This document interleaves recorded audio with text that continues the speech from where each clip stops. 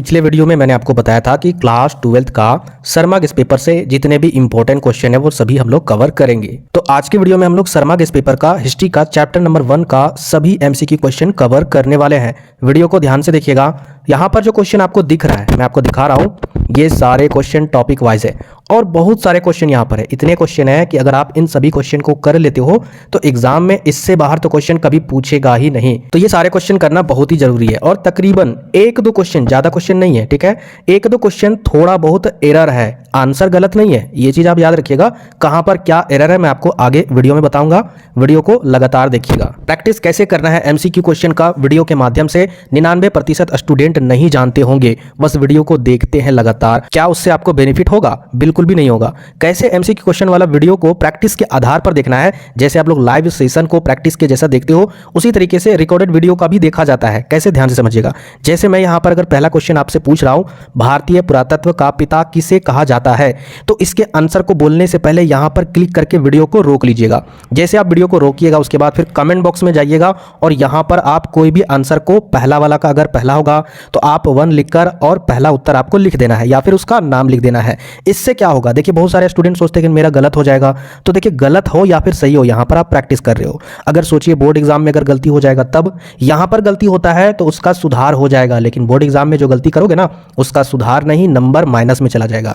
इसीलिए आपसे रिक्वेस्ट है, जैसे मैं क्वेश्चन बोलूंगा वीडियो को रोककर कमेंट बॉक्स में आपको आंसर भी देते जाना है। अगर आप उत्तर जानते होंगे तब, नहीं जानते हो तो ध्यान से आंसर को सुन लीजिएगा, उसके बाद नेक्स्ट बार में आप फिर से आंसर को दीजिएगा वीडियो को देखने के बाद। तो चलिए यहां पर पहला क्वेश्चन क्या आपका, ध्यान से देखिएगा कि भारतीय पुरातत्व का पिता किसे कहा जाता है? कनिंघम को, अर्नेस्ट मैके को, या फिर जॉन मार्शल, या फिर सूरज भान? इसका उत्तर आप लोग कमेंट बॉक्स में दे सकते हो जिनको आता है। तो इसका उत्तर हो जाएगा ऑप्शन नंबर पहला, अलेक्जेंडर कनिंघम को ही कहा जाता है। आगे देखिए next question, sir John Marshall कौन थे? सर जॉन मार्शल कौन थे? एक अध्यापक थे यानी टीचर थे, या फिर एक वैज्ञानिक थे, या फिर पुरातत्ववेत्ता थे, या फिर इतिहासकार थे? यहाँ पर देखिए ये ना तो टीचर थे, ना ही ये वैज्ञानिक थे, और ना ही ये इतिहासकार थे। ये क्या थे? पुरातत्ववेत्ता थे। पुरानी पुरानी जो भी तत्व होते हैं, जो चीजें होते हैं, जो इतिहास के अध्ययन के लिए इंपॉर्टेंट होता है, उन सभी चीजों का खोज करने वाला ही ये थे, ठीक है, यानी पुरातत्ववेत्ता थे। आगे देखिए नेक्स्ट आपका, पुरातत्व के अंतर्गत निम्न में से कौन एक नहीं है? सबसे पहले इसको अगर आप समझ जाओगे तो यहाँ पर इसका उत्तर आसानी से लिख पाओगे। पुरातत्व होता क्या है? कई लाख या फिर कई हजार साल पुरानी जो चीजें होती है वही होता है पुरातत्व, जिसको जमीन के अंदर से खुदाई करके निकाला जाता है। तो इसके अंतर्गत में आपका सिक्का आ जाएगा, इसके बाद आपका अभिलेख भी आ जाएगा, इसके बाद ये आपका भग्नावशेष भी आ जाएगा, लेकिन ये साहित्य नहीं आएगा। ये चीज आप हमेशा याद रखिएगा, साहित्य पुरातत्व नहीं होता है, बाकी ये तीनों होते हैं। तो इसका उत्तर हो जाएगा ऑप्शन नंबर पहला। आगे देखिए, अच्छा सब्जेक्टिव वाले क्वेश्चन में मैं आपको इसको डिटेल से बता दूंगा, चिंता करने की कोई भी बात नहीं है। आगे यहाँ पर बढ़ते हैं। हड़प्पा सभ्यता में सर्वप्रथम किस स्थल की खोज की गई थी? हड़प्पा सभ्यता में सबसे पहले किस जगह की खोज की गई थी? मॉडल पेपर में ये क्वेश्चन भी पूछा गया था।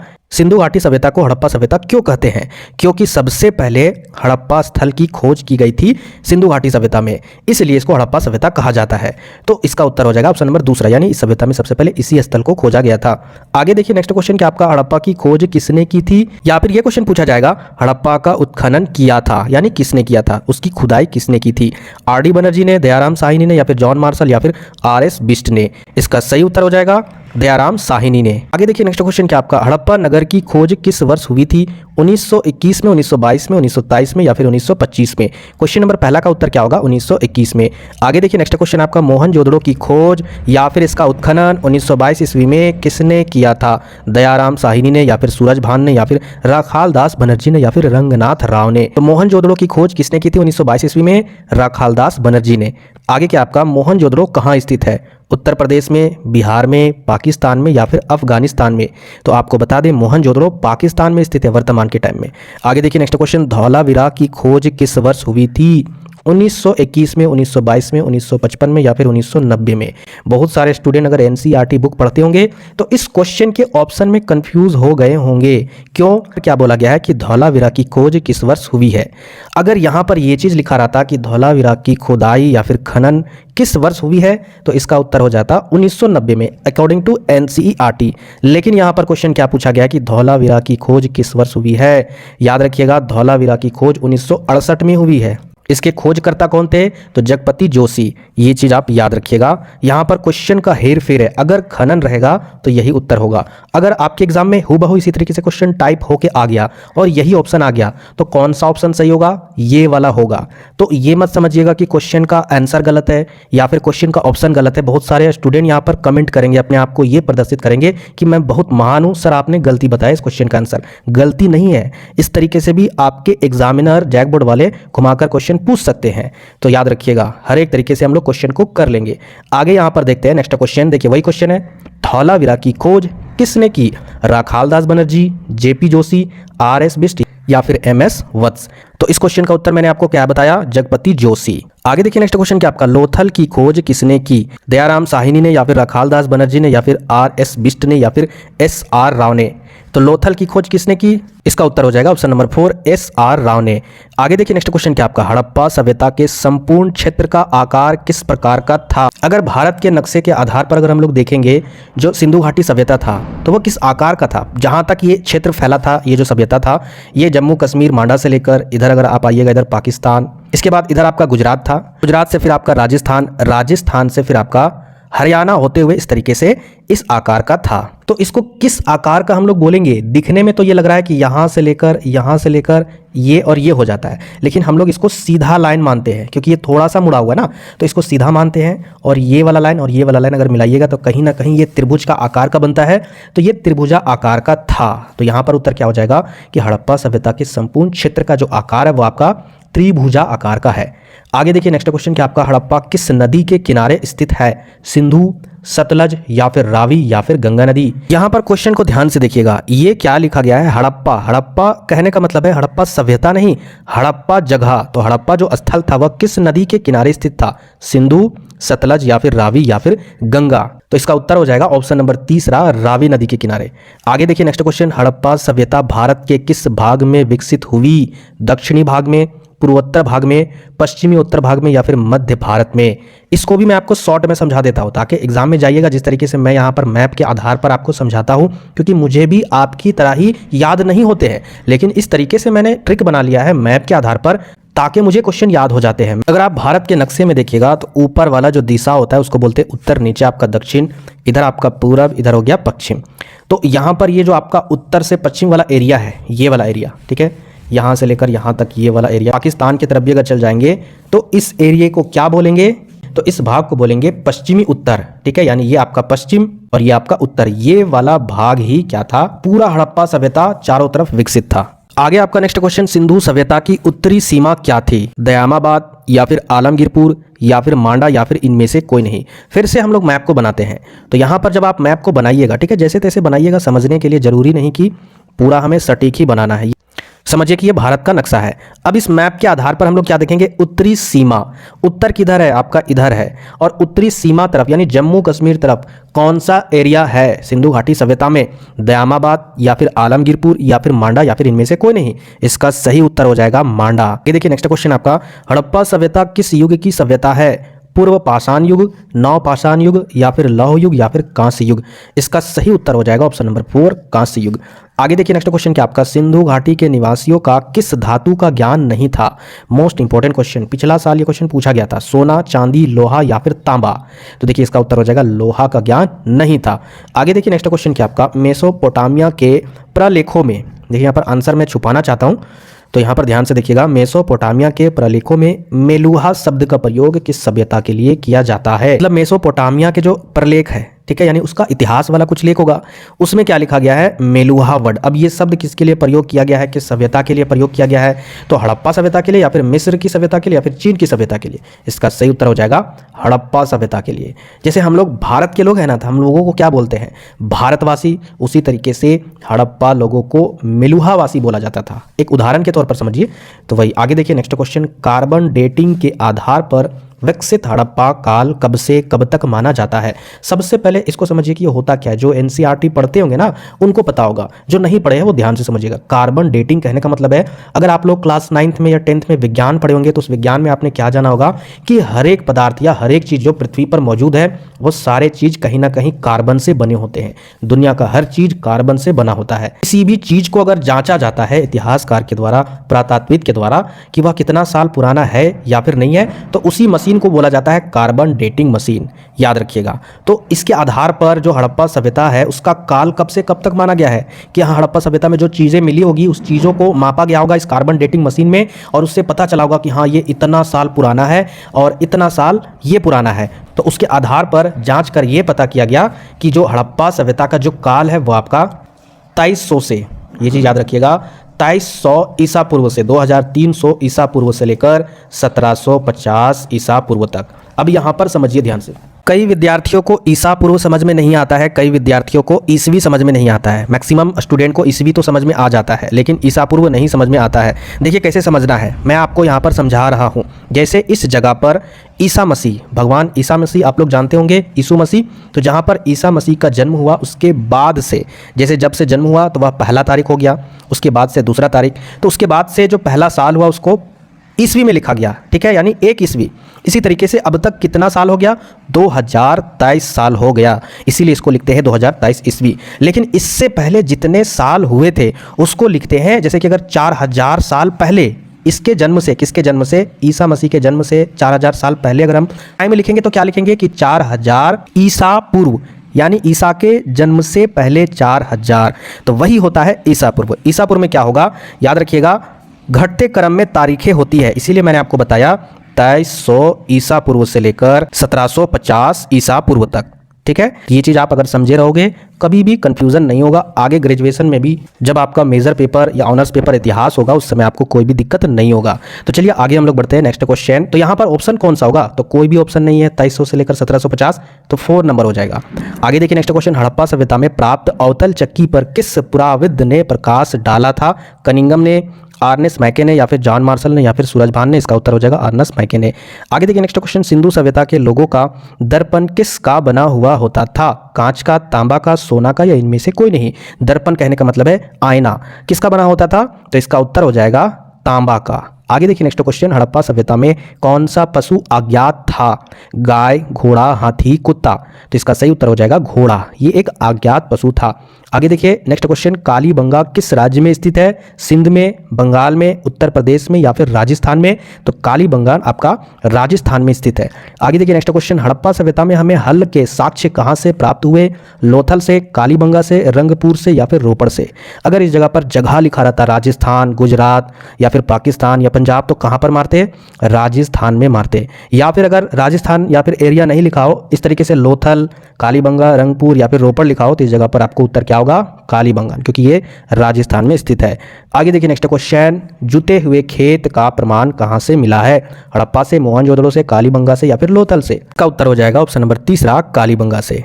आगे देखिए नेक्स्ट क्वेश्चन, क्या आपका हड़प्पावासी किस वस्तु के उत्पादन में सर्वप्रथम थे? मुद्राएं, कांसे के औजार, कपास, या फिर जौ? यानी किसका उत्पादन ज़्यादा मात्रा में वो करते थे? तो कपास। सिंधु घाटी के लोग भोजन को मीठा बनाने के लिए किसका प्रयोग करते थे? चीनी, गुड़, शहद, या इनमें से कोई नहीं? तो शहद और गुड़ दोनों लिखा है, लेकिन सबसे पहला जो वर्ड है वो आपका शहद लिखा गया है। अगर क्वेश्चन के एक ऑप्शन में अगर ये चीज़ रहेगा शहद एवं गुड़ दोनों, तो उसी ऑप्शन को मारिएगा, लेकिन अगर दोनों में से अलग अलग लिखा है जैसे यहाँ पर लिखा गया है तो इसका उत्तर हो जाएगा शहद। आगे देखिए, हड़प्पा सभ्यता की सबसे विशिष्ट पुरावस्तु क्या है? यानी सबसे पुरानी वस्तु क्या है? मिट्टी की मूर्तियां, धातु के सामान, मनके, या फिर मुहर? तो इनकी मुहरें थी सबसे विशिष्ट पुरावस्तु, सबसे पुरानी वस्तु।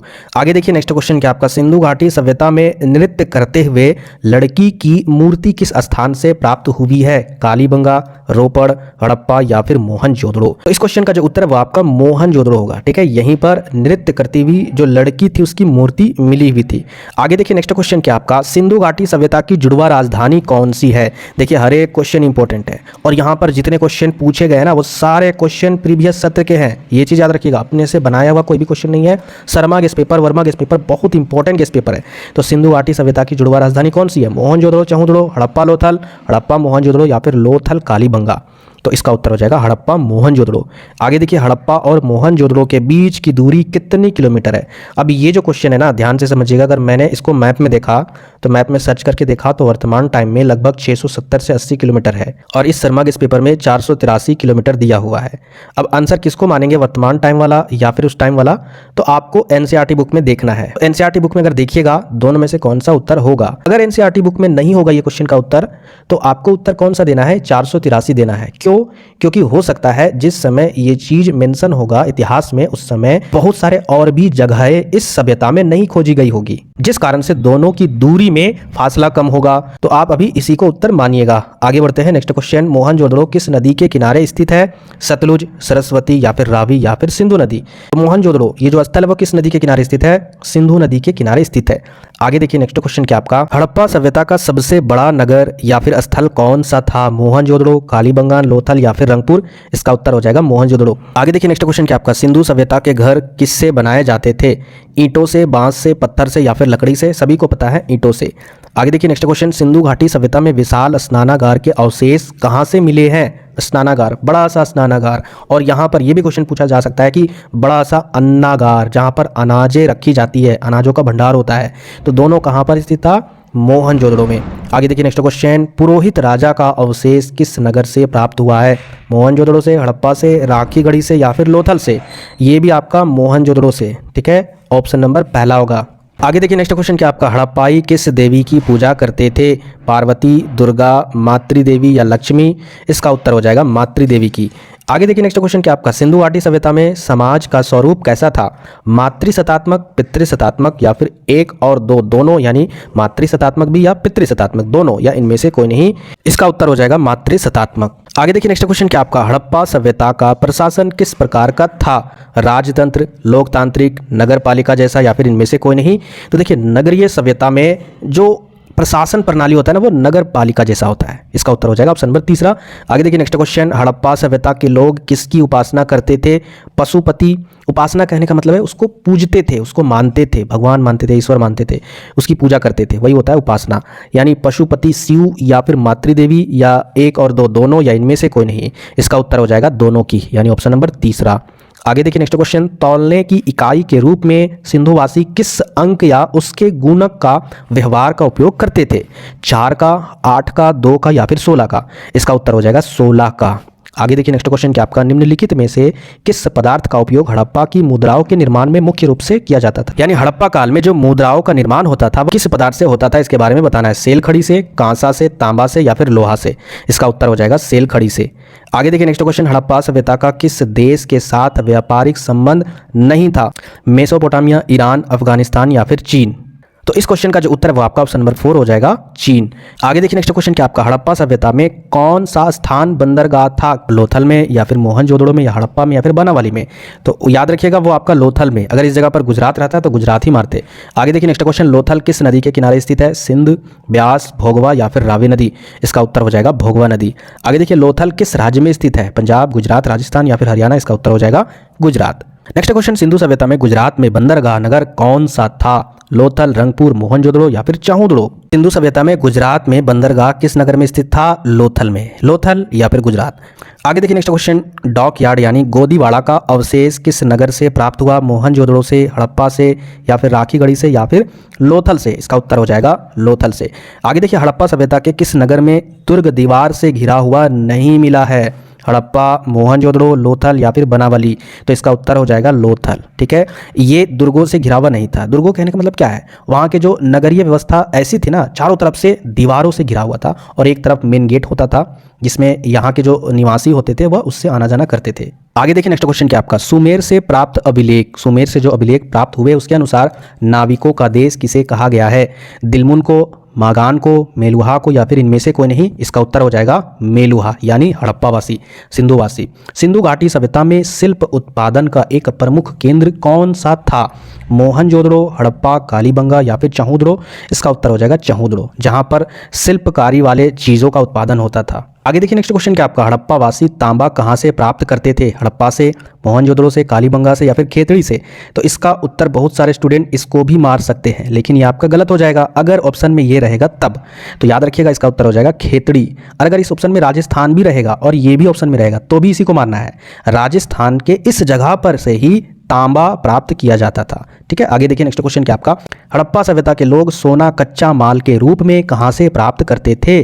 तो ये चीज आप याद रखिएगा दक्षिणी भारत से, जैसे कर्नाटक हो गया ना साउथ इंडियन तरफ, उधर से ही सोने का कच्चा माल प्राप्त करते थे। हड़प्पा लोग नीला लाजवर्द मणि कहां से प्राप्त करते थे? सोर्तुघाई, दिलमुनी या फिर मगान या फिर मेसोपोटामिया? इसका उत्तर हो जाएगा सोर्तुघाई। आगे देखिए नेक्स्ट क्वेश्चन, हड़प्पा सभ्यता की लिपि की मुख्य विशेषता क्या थी? इसका उत्तर क्या हो जाएगा, यह दाएं से बाएं ओर लिखी जाती थी या फिर यह ऊपर से नीचे की ओर लिखी जाती थी या फिर यह बाएं से दाएं लिखी जाती थी या फिर नीचे से ऊपर की ओर लिखी जाती थी? तो इसका उत्तर हो जाएगा यह दाएं से, जैसे हम लोग इधर से लिखते हैं बाईं तरफ से, पढ़ भी रहे हैं हम लोग इधर से। तो ये जो हड़प्पा सभ्यता का जो लिपि था वह दाएं से बाएं ओर लिखी हुई थी। आगे देखिए नेक्स्ट क्वेश्चन क्या आपका, सिंधु सभ्यता का कौन सा स्थल मृतकों का टीला के रूप में जाना जाता है? इसका उत्तर हो जाएगा मोहनजोदड़ो। आगे देखिए विल्सा टॉप्स के लेखक कौन थे? इसका उत्तर हो जाएगा अलेक्जेंडर कनिंघम। आगे देखिए कोलकाता में स्थित एशियाटिक सोसाइटी की स्थापना किस वर्ष हुई है? इस चैप्टर का नहीं है, 1784 ईस्वी। तो इतना जो क्वेश्चन मैंने आपको करवाया, इसको करना क्या है, इसको आपको रिवीजन करना है 2-3 बार देखकर, कमेंट में टाइप करते जाना है कि हाँ इस क्वेश्चन का आंसर मैं जानता हूँ, ये क्वेश्चन का आंसर ये ऑप्शन हो जाएगा। अगर मिस्टेक होता है दोबारा वीडियो को देखकर फिर से कमेंट कर सकते हो या फिर रिवीजन कर सकते हो। ये चीज आप याद रखिएगा, क्वेश्चन को देखने से और सुनने से बहुत जल्दी आंसर याद होते हैं। ठीक है, और जितने भी नए व्यूअर है जल्दी से चैनल को सब्सक्राइब कर लीजिए। सब्जेक्टिव वाले क्वेश्चन को भी मैं एक्सप्लेन करके बताऊंगा। मिलते फिर नेक्स्ट वीडियो में।